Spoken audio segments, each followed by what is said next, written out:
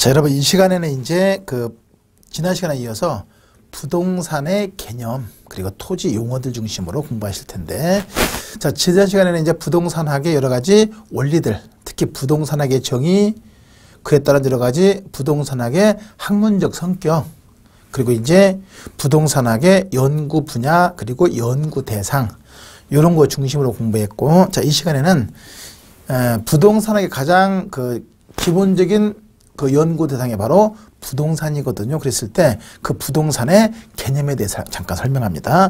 여러분들 교재는 21페이지 부동산의 개념과 분류해서 개념 파악되는데, 자, 그러면 이제 개념을 파악하기 전에 먼저 나오는 것이 부동산의 복합 개념, 그러네요. 부동산의 복합 개념, 그래요. 자, 그러면 그 의미를 먼저 확인하고 들어가야 되거든요. 부동산학은 지난 시간에 보니까 부동산학은 여러 주변 과학의 이론들을 다 끌어모아서 하나의 학문으로 만든 것이다. 그래서 부동산학은 종합학문이다 그러거든요.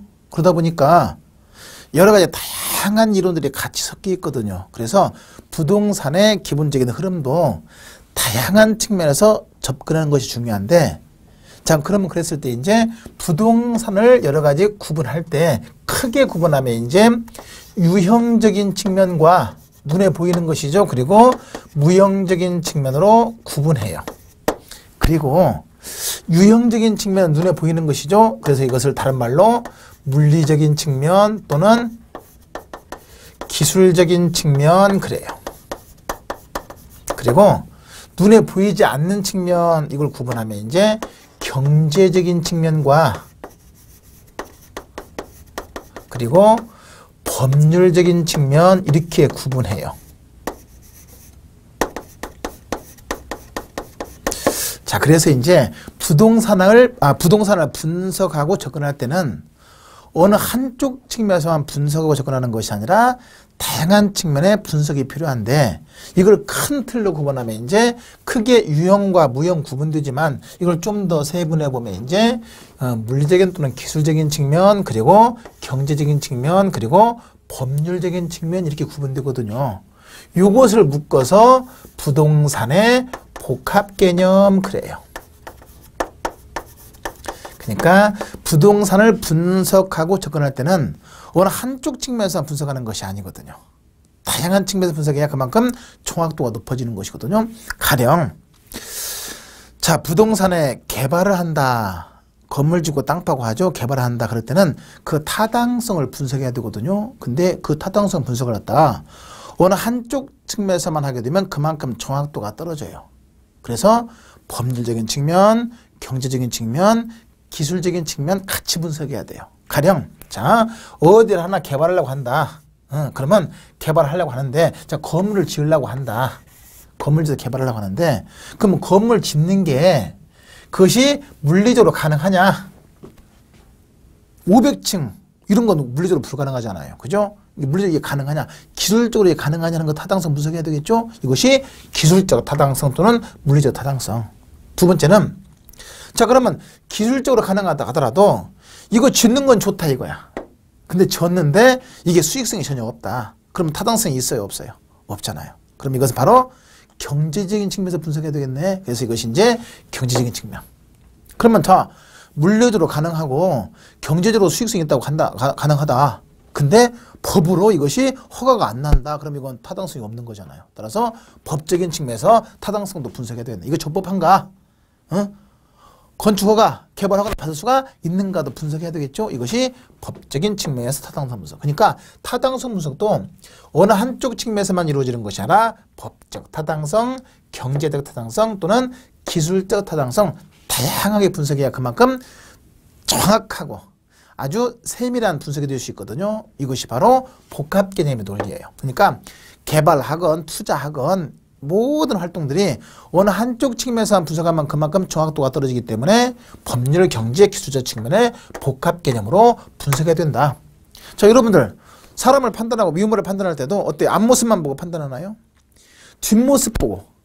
뒷모습은 여성들 가면 예쁜데 앞모습 돌아보고 그냥 가는 사람도 있잖아요. 또 옆모습도 있을 수 있고. 그러니까 어느 한쪽 측면에서 분석하면 그만큼 정확하니까 다양한 측면에서 분석이 필요한데 부동산의 경우에 다양한 측면이 바로 그렇죠. 이렇게 기술적인 측면, 경제적인 측면, 법률적 측면으로 분석되는데 이것을 이름해서 부동산의 복합 개념 그래요. 그래서 복합 개념의 논리 그러면 크게 유형적인 측면과 무형적인 측면으로 구분된다 해도 되고 이걸 좀 세분해서 정확하게 분석하면 법률적인 측면, 경제적인 측면, 기술적인 측면 이것을 이름해서 부동산의 복합 개념 그래요.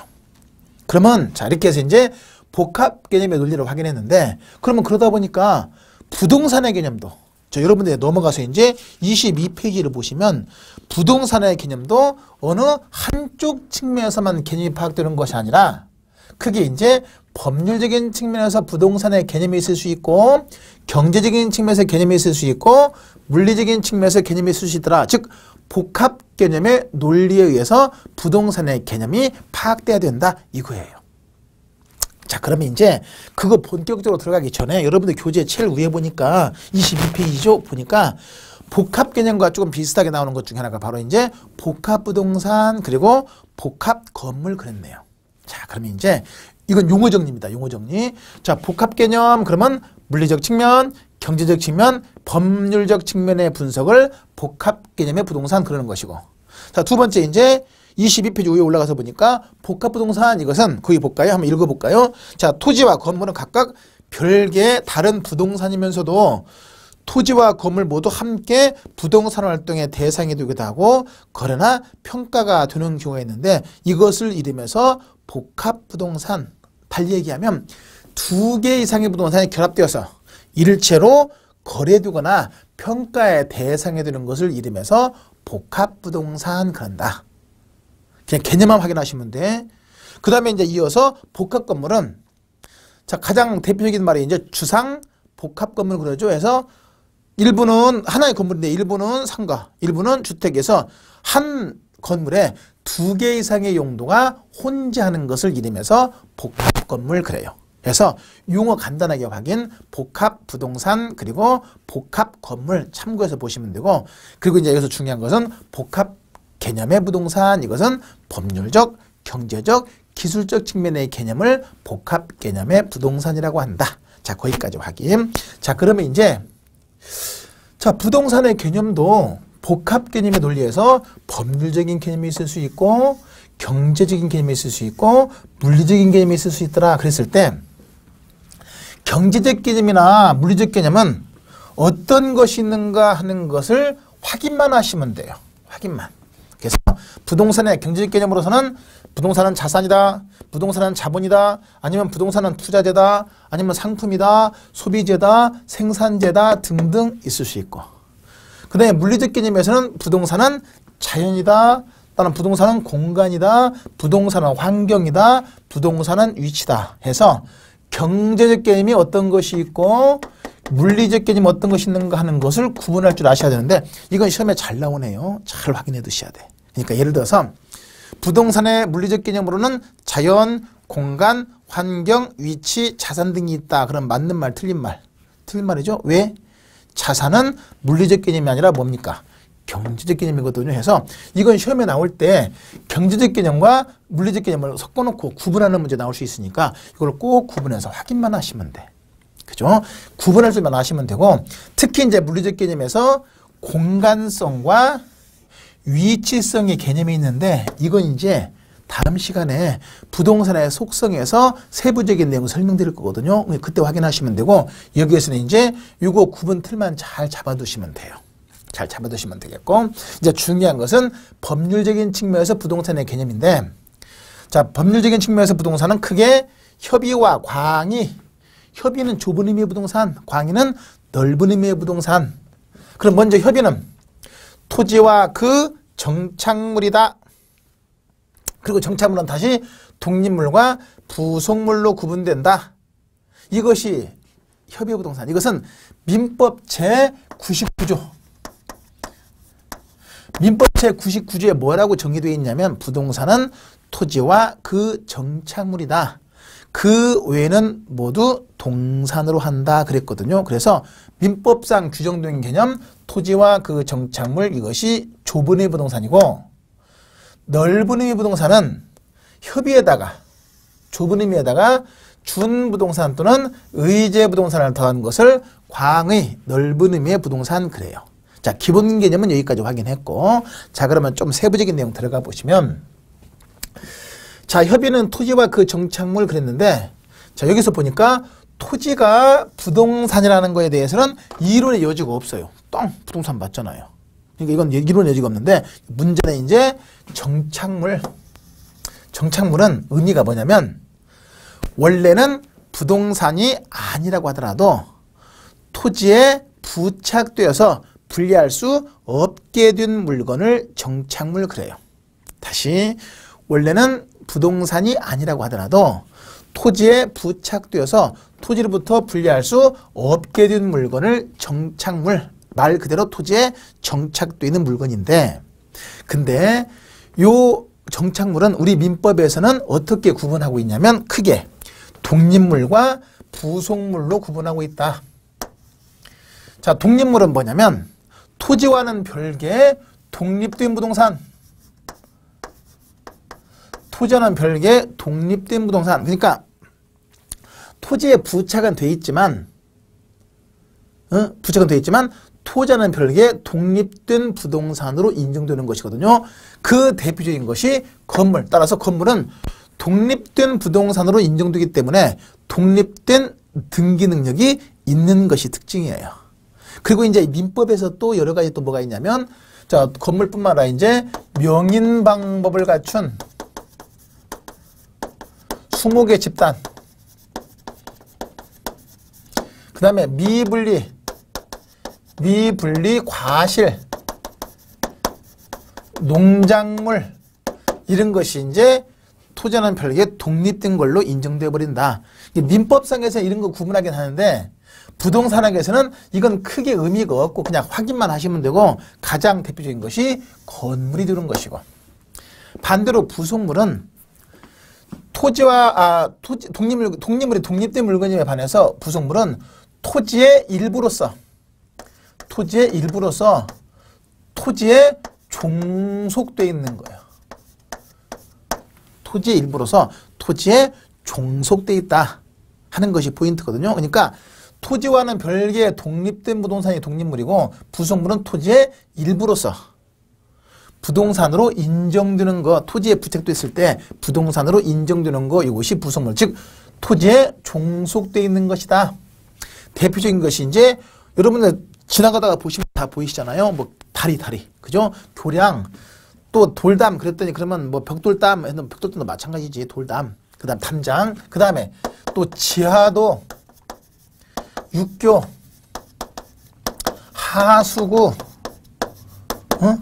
등등등, 뭐 국어도 있을 수 있고 등등등, 이거 전부 다 토지의 일부로서 토지와 결합됐을 때 부동산으로 인정되는 거, 이것이 부속물. 이렇게 해서 독립물과 부속물로 구분되고 있다 하는 거 꼭 체크해 주시면 되고, 그래서 이제 지문이 어떻게 만들냐면, 정착물에는 토지와는 별개의 독립된 것도 있을 수 있고 토지에 종속되어 있는 것도 있을 수가 있다. 즉 토지의 일부로 취급되는 것도 있다. 그럼 맞는 말이 되는 것이죠. 그것이 바로 독립물과 부속물로 구분되는 것이니까.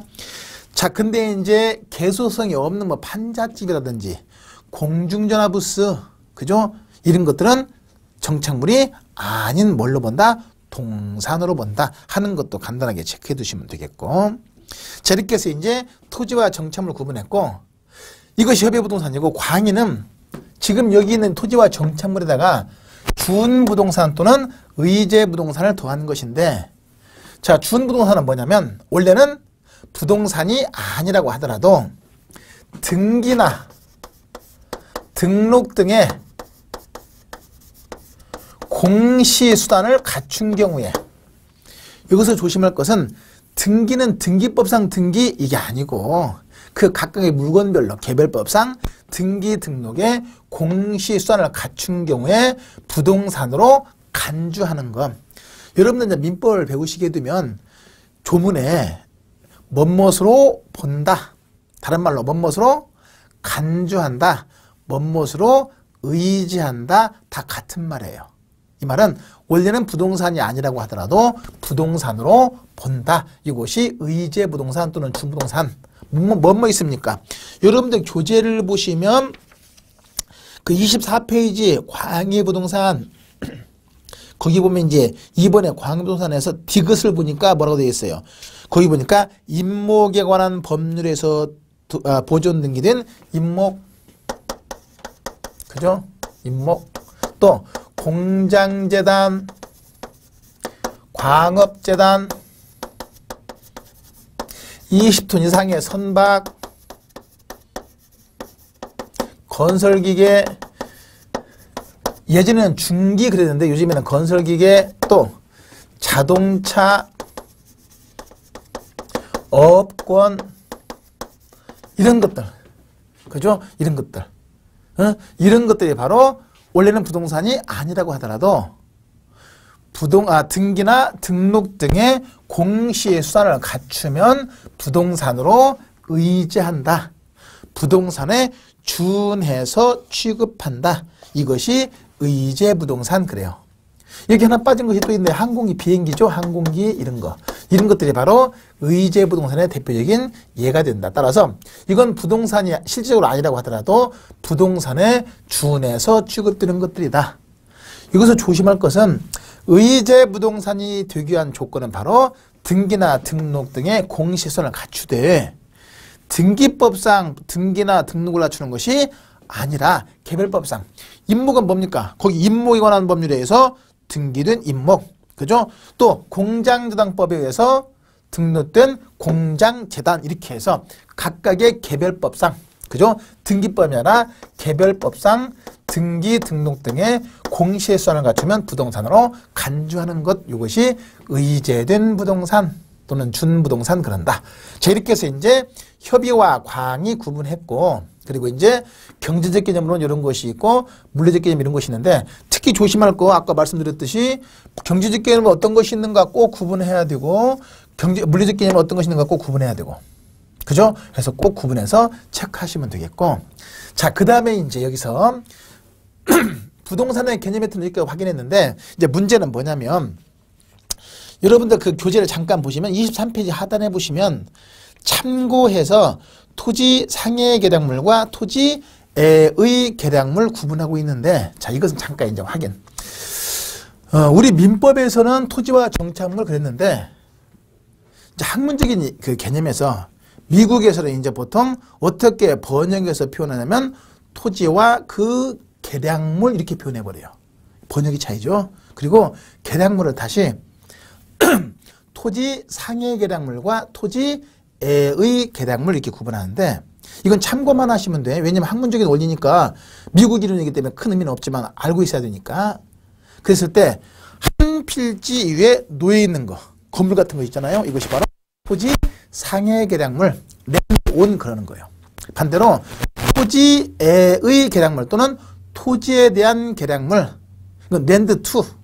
이건 뭐냐면 다른 곳으로부터 연결되어 있는 거예요. 전선이나 도로 같은 거 어때요? 한 필지에 놓여 있는 게 아니잖아요. 다른 곳으로부터 쭉 연결되어 있죠. 이것을 토지의 계량물.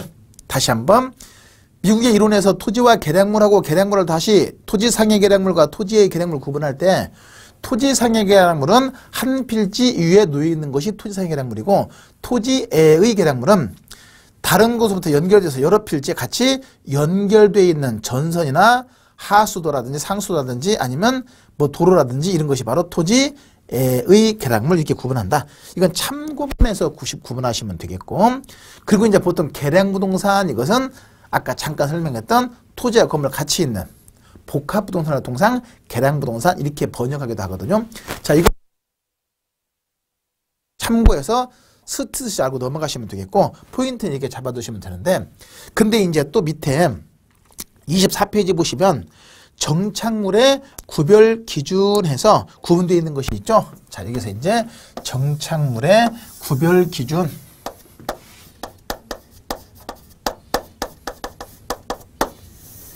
거기를 보니까 뭐뭐 있습니까?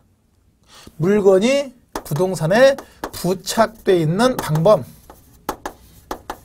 물건의 성격, 설치한 의도 그리고 거래 당사자들과의 관계 이 네 가지가 바로 정착물이냐 아니냐 구별 기준 구분되어 있는데 자 이거 잠깐 확인해요. 자 이것은 이제 어떻게 틀을 잡냐면 헷갈리면 안 돼요.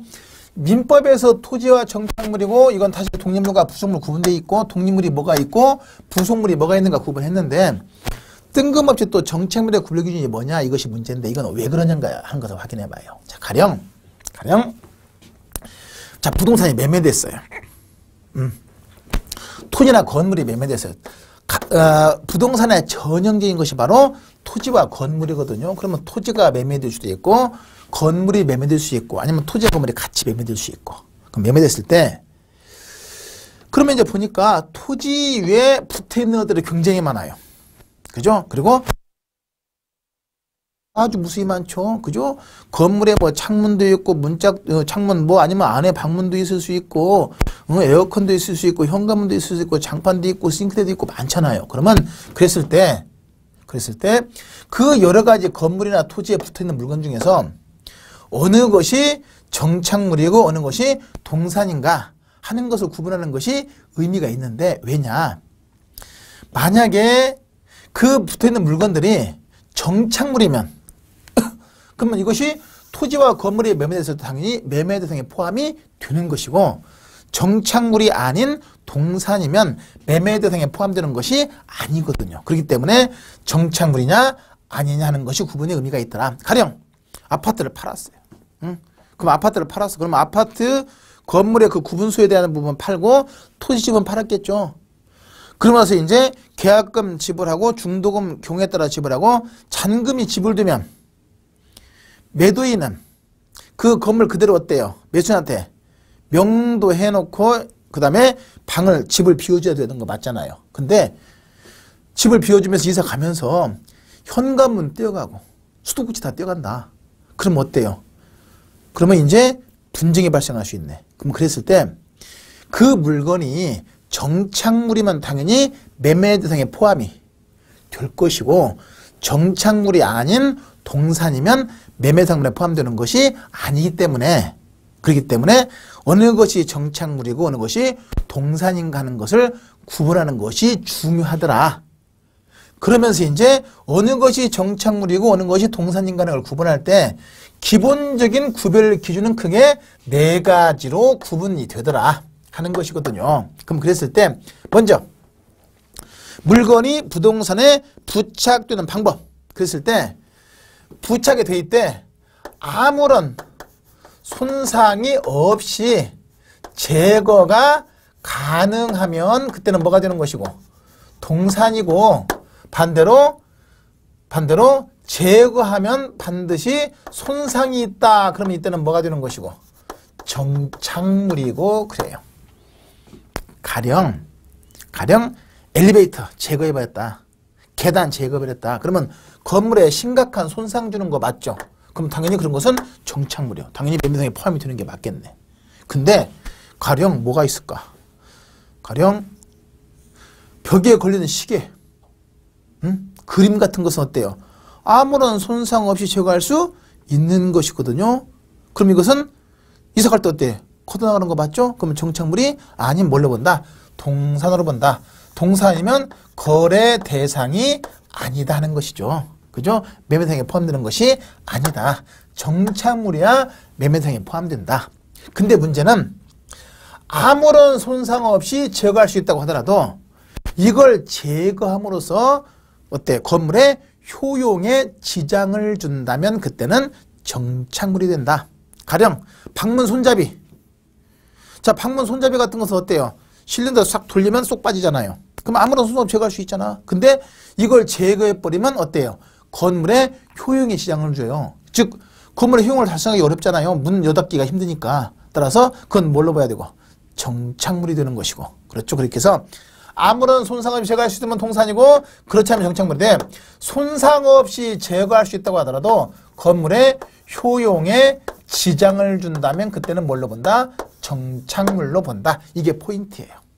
잘 구분해 두시고 두 번째 물건의 성격 보세요. 교재는 25페이지 상단에 봤을 때 어떤 물건이 그 건물의 특정 위치나 용도에 맞도록 특별히 구축되어 있거나 고안되어 있으면 뭘로?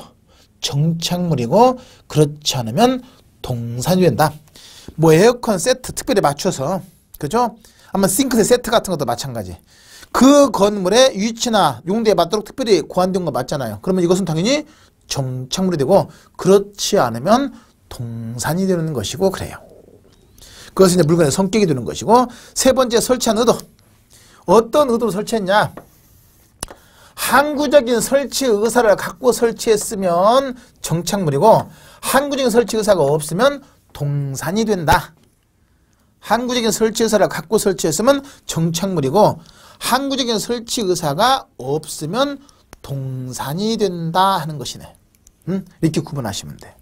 자, 그러면 이제 예를 들어서 자, 임대 아파트. 그 임대 아파트의 중간에 이제 임대 아파트 말고 또 원룸 같은 거 있잖아요. 그러면 그 원룸 안에 임대 사업 하는 과정에서 이제 임차인들, 세입자들 편의를 위해서 중간에 뭐 가스 스토브라는 이거 설치할 수 있잖아요. 그죠? 그럼 이거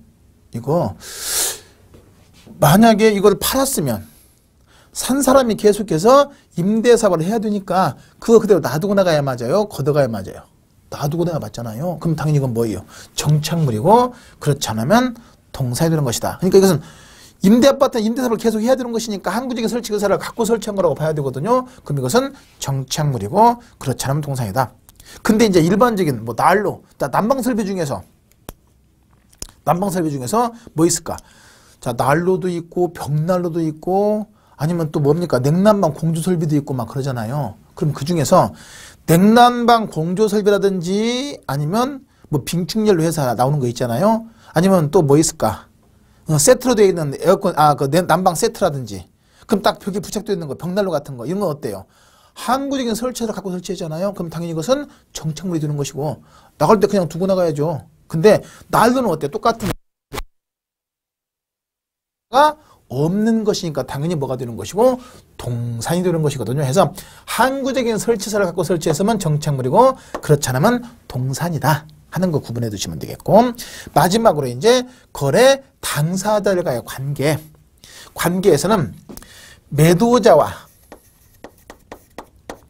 매수자의 관계, 또 임대인과 임차인과의 관계.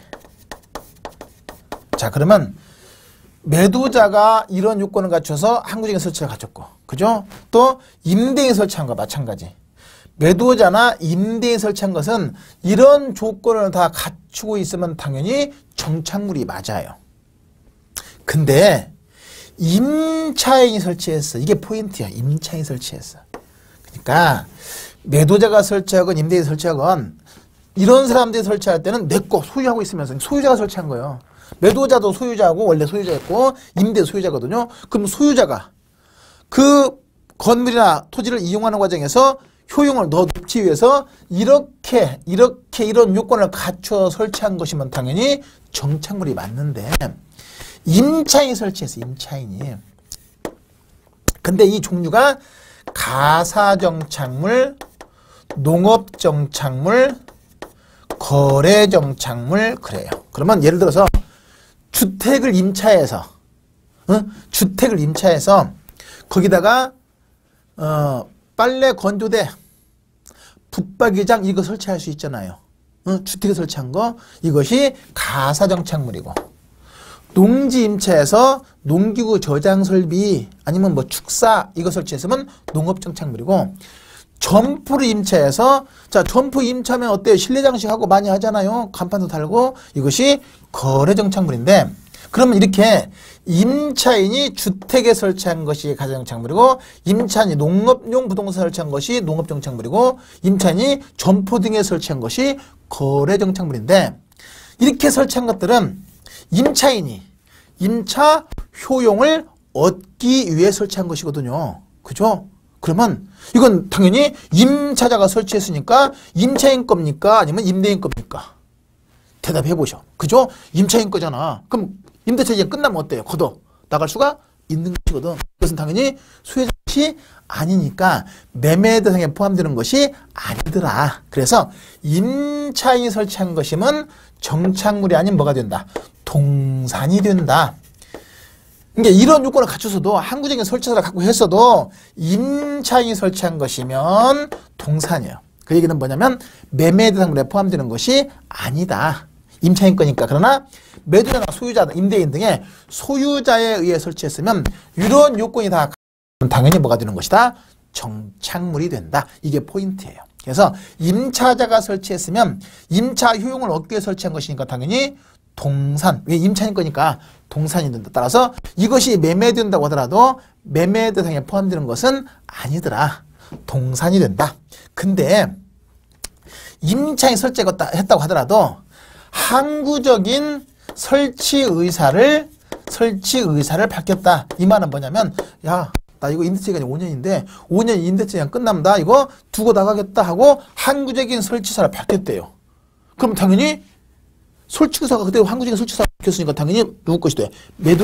소유자 것이 되는 것이니까 이것은 정착물이 될 수가 있는 것이거든요. 그래서 원칙적으로 임차인이 설치한 것은 정착물이 아닌 동산이지만 임차인이 이거 설치하면서 항구적인 설치 의사를 밝혔으면 그때는 뭘로 본다? 정착물로 본다. 이게 포인트. 이렇게 해서 요 네 가지 정착물이냐 아니냐의 구별 기준 구분되어 있는데 특히 틀리기 쉬운 거 구별 기준을 묻을 때 틀리기 쉬운 것은 뭡니까? 하나, 가격 아니면 경제가치. 경제가치가 크면 정착물이고 경제가치가 작으면 동산이다. 이것은 구별 기준이 아닌 거예요. 경제가치는 정착물의 구별 기준이 아니고 요 네 가지가 정착물의 구별 기준이 된다. 이렇게 해서 구분하시면 돼요. 자, 그러면 이제 문제에서 출제할 때 다음 중 정착물의 구별 기준이 아닌 것은 하면 요거 이외에 나머지를 찾으시면 돼요. 물건이 부동산에 부착되는 방법, 물건의 성격, 설치한 의도, 거래 당사자들 간의 관계 하면 되는데 이거 이외에 나머지를 찾으면 되는데 문제는 구체적인 사례를 다 열거해 놓고 어느 것이 정착물이고 어느 것이 동산이냐 하는 걸 묻는 경우 있거든요. 그럴 때는 포인트가 뭐냐면 이걸 구별하는 목적이 뭡니까? 매매 대상에 포함이 되면 뭐이고 정착물이고 매매 대상에 포함이 안 되는 것이면 동산이다 하는 걸 구분한 것이니까 통상적으로 그죠? 일반적 통상적으로 먼저 이거 구분 적용할 거 없이 먼저 매매 대상에 포함되는 것이면 뭐이고 정착물이고 포함되지 않으면 동산 이게 구분하기 가장 좋고 특히 이런 요건을 갖춰서도 임차인이 설치한 것은 정착물이 아닌 동산이다. 임차자가 설치한 임차 설치한 간판 이것은 정착물이 아닌 동산이라는 거 꼭 체크해서 확인하시면 돼요.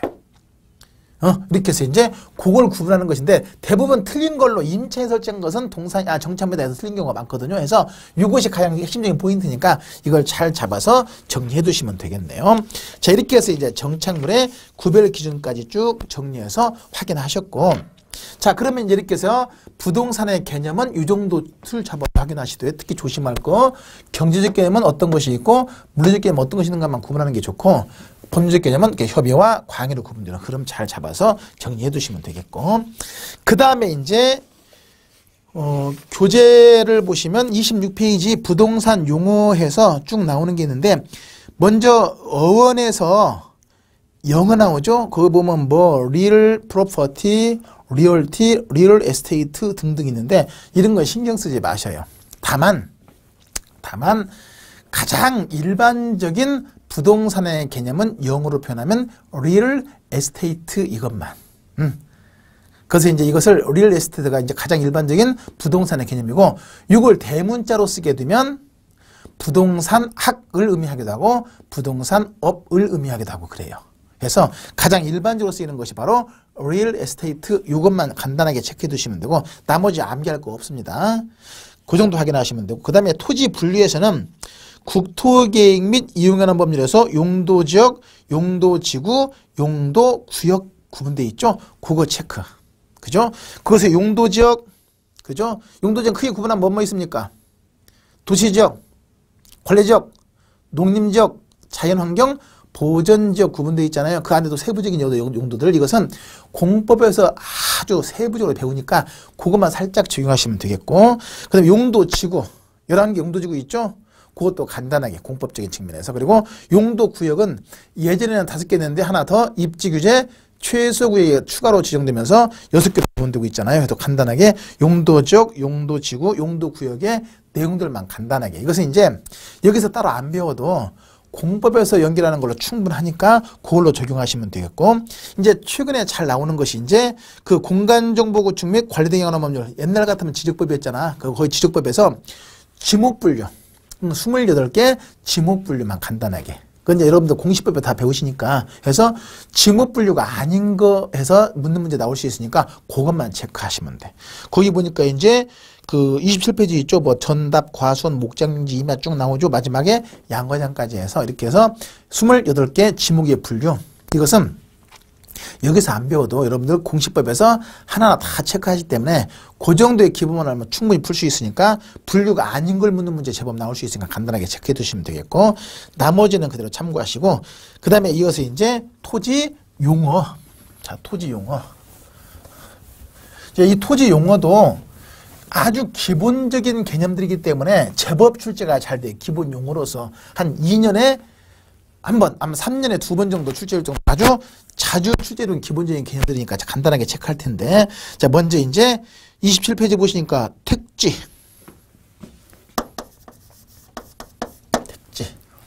그 다음에 이것과 비슷한 걸로서 3번에 대지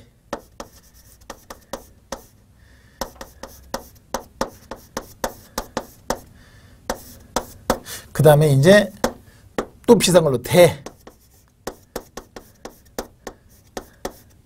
그 다음에 또 대지가 또 있어. 대지.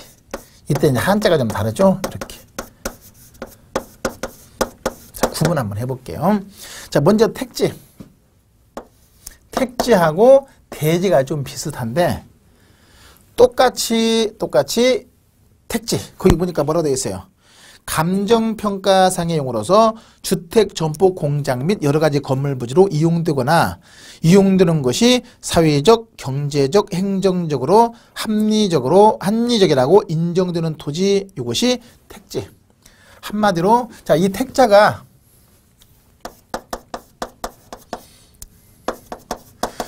무슨 택자냐면 집택자거든요. 하다 보니까 주택지 이럴 수 있는데 그게 아니고 여기서는 감정평가에서는 택지는 그냥 주택, 점포, 공장 즉 모든 건물이 지어져 있거나 건물을 지을 수 있는 땅 이것이 택지. 한마디로 건물 짓는 땅. 근데 이것이 이제 그 건물의 용도에 따라서 뭘로 구분되냐면 주택 들어서 뭐가 되는 것이고 주택지 또는 주거지 점포 들어서 있으면 상업지 공장 들어서 있으면 공업지 이렇게 구분되는 거예요. 이게 택지. 근데 대지는 또 이 한자 잘 보시면 대지는 이것은 건축법상 용어로서 건축 허가를 받아서 건물이 지어져 있거나 건물을 지을 수 있는 땅 이것이 대지. 그러면 택지도 건물 짓는 땅, 대지도 건물 짓는 땅 똑같은 용어거든요. 다만 다른 점은 택지는 이것은 감정평가상의 용어이고 대지는 건축법상의 용어. 그러니까 건축법에서는 대지 면적이 몇 평이냐 이러지 택지 면적이 몇 평이냐 이렇게 안 쓰는 거예요. 왜? 대지라는 용어 쓰니까. 근데 감정평가에서는 택지 가격이 얼마냐 그러지 대지 가격이 얼마냐 이렇게 안 쓰는 거예요. 똑같은 건물 짓는 땅인 건 맞는데 감정평가상의 용어 택지, 건축법상의 용어 대지 이렇게 구분한다고 보시면 됩니다. 건물 짓는 땅 간단하게. 그 다음에 대는 이것이 이제 거기 공간정보구축 및 관리대행업률에서 지적법 그 법에 의해서 지목이 그냥 대인 토지 이것이 대. 이것은 지목의 한 분류가 된다고 보시면 돼요. 지적법상 지목이 한 분류가 되는 것이고 건축법상 건물을 지을 수 있는 땅은 대지가 되는 것이고 그 다음에 이제 자루대자 이게 대가 자루대자인데 자루대자 대지는 뭐냐면 이거와 대비해서 이제 맹지가 있어요. 맹지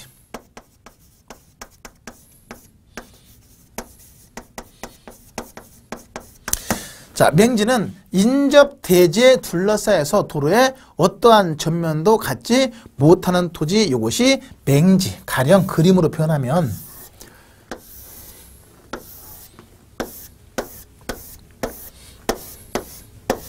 자, 양쪽이 도로예요, 도로.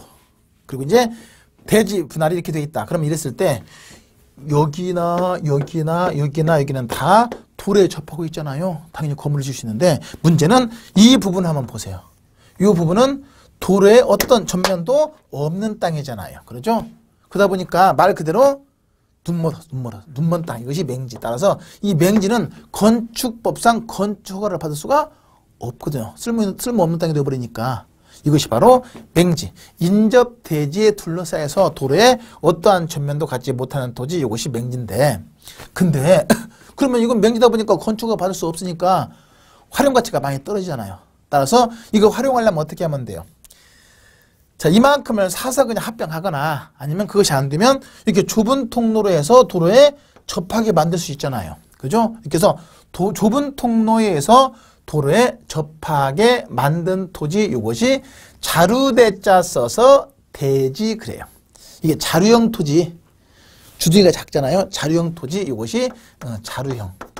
이것이 바로 자루대자 대지. 그러니까 다시 도로에 어떠한 전면도 없는 토지가 뭐가 되고 맹지가 되는 것이고, 좁은 통로에서 도로에 접하게 된 자루형 모양의 토지, 이것이 대지, 이렇게 구분하시면 돼요. 자, 이렇게 하면 이제 여러분들 교재에서 27페이지 1번에 택지, 그 다음에 3번에 대지, 4번에 자루대자 대지, 5번에 맹지까지 쭉 설명했고, 그 다음에 2번 돌아와서 부지를 보세요. 돌아와서 부지를 보시면 어떤 일정한 용도에 제공되는 토지를 뜻하는 것으로서 택지를 포함한 철도, 도로, 하천 등의 바닥 토지 등에 사용되는 포괄적인 용어, 이것이 한자와 잘 보세요. 부지. 이를테면 어느 일정한 용도에 제공되는 토지 그래요. 가령 건물 짓는 땅으로 제공됐으면 건물부지, 도로 용도에 제공되는 토지면 도로부지, 하천 용도이면 하천부지, 도부지, 철도부지, 하천부지, 이런 식으로 어느 일정한 용도에 제공되는 토지, 이것을 이름해서 부지, 포괄적인 용어에 간단하게 체크하시면 되고, 그 다음에 넘어가서 이제 6번의 농지, 7번의 임지, 이것은 조금 이거 마저 할까요? 자, 농지, 임지 구분해 보면, 자, 이거 보니까 이제, 자, 택지는 주거지, 상업지, 공업지 또는 주택지, 상업지, 공업지. 무슨 땅? 건물 짓는 땅. 그러면 어때요? 용도별로 구분하면 농지는 뭐 하는 땅? 농사 짓는 땅. 농사 짓는 땅. 대표적인 것이 뭐뭐 있습니까? 전, 답, 과수원, 이렇게 구분되겠네. 그죠? 그러면 자, 땅 중에서 건물 있는 땅이 택지이고 농사 있는 땅이 농지이고, 그러면 이제 나무 심어 있는 땅이 뭐가 되는 것이고? 임지. 나무 심는 땅, 임지. 거기는 이제 종류가 나무 종류에 따라서 용재림과 신탄림 지역이 있네. 신탄림. 똑같은 나무라고 하더라도 목재 용도로 사용되는 토지면 용재림이고, 땔감 용도로 사용되는 토지면 신탄림이고 그래요. 자, 그러면 여기서 잠깐 보면 토지를 감정평가상의 용도를 구분해 보면 크게 택지지역, 그 다음에 농지지역, 그 다음에 임지지역 구분해요. 그러면 이 구분이 왜 의미가 있냐면, 똑같은 토지라고 하더라도 그 토지의 용도에 따라서 어때요? 가치가 달라지기 때문에 용도를 구분하는 것이 아주 중요한데, 크게 분류하면 택지, 농지, 임지 구분하고, 이걸 다시 또 세분하면 택지는 다시 뭘로? 주거지, 상업지, 공업지로 구분되는 것이고, 농지이면 전답, 과수원으로 구분되는 것이고, 임지이면 용재림, 신탄림으로 구분된다. 자, 근데 이렇게 이제 용도가 구분되는데, 문제는 용도가 한번 정해지면 어때요? 그대로 있나요? 변할 수 있나요? 변할 수 있죠. 여러분 직장이 변하듯이 그 직장이 변했다는 건 자기 용도가 지금 변한 거잖아요. 그렇죠? 그럼 그랬을 때 용도가 변할 때 잠깐 졸다 깨면 변하는 것이 아니라 서서히 변하는데, 그 서서히 변화하는 과정에 있는 토지가 바로 제일 밑에 10번 볼까요? 28페이지 하단에 후보지와 이행지 그래요. 그러면 잠깐 보니까 자, 택지, 농지, 임지 상호간에 택지, 농지, 임지 상호간의 용도가 전환되고 있는 중에 있는 토지 이것을 후보지라고 하고 택지 내에서 농지 내에서 임지 내에서 세분된 용도 상호간의 용도가 바퀴 이행되고 있는 토지 이것을 이행지 그래요. 해불용 크게 토지를 구분하면 용도지역을 택지지역, 농지지역, 임지지역 구분하되 이렇게 택지, 농지, 임지 상호간의 용도가 전환되는 중에 있는 토지 이것을 후보지 그래요. 이건 뭐냐면 택지로 아직 변하고 있으면 택지 후보예요. 후보.